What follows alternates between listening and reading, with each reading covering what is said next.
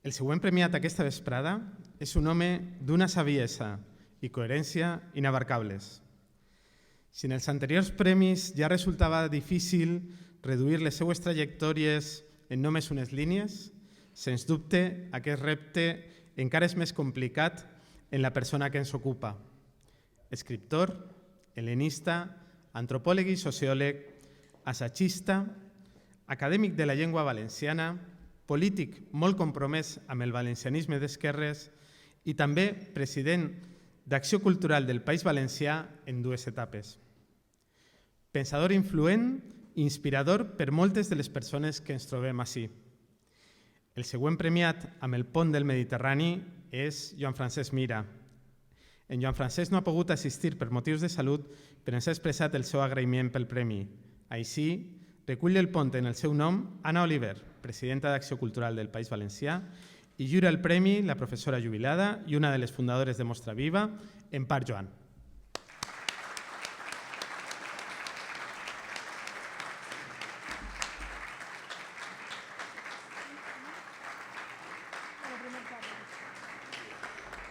Bona nit.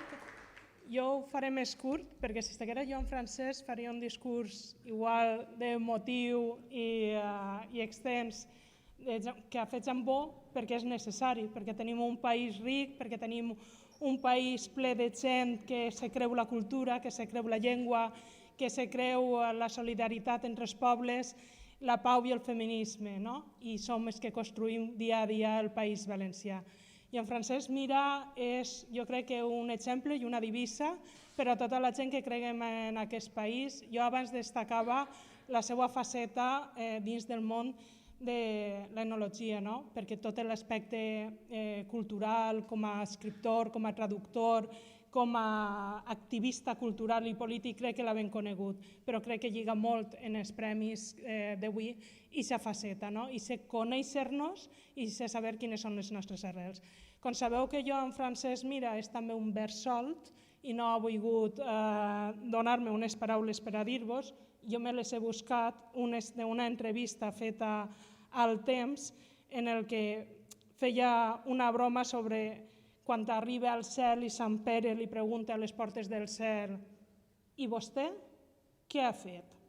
I ell contestaria «Mire, he fet coses diverses, però sobretot he posat a disposició de milers dels meus conciutadans versions renovades i com cal en el moment actual de les tres potes de la cultura occidental i europea que és la nostra». I deia el periodista, un cabal que en opinió de Mira el faria mereixedor d'un sofà ben còmode i escoltar a Bach tota l'eternitat. Segurament, des del sofà de sa casa, escoltant a Bach, agraeix moltíssim aquest premi. Gràcies, en nom d'ell.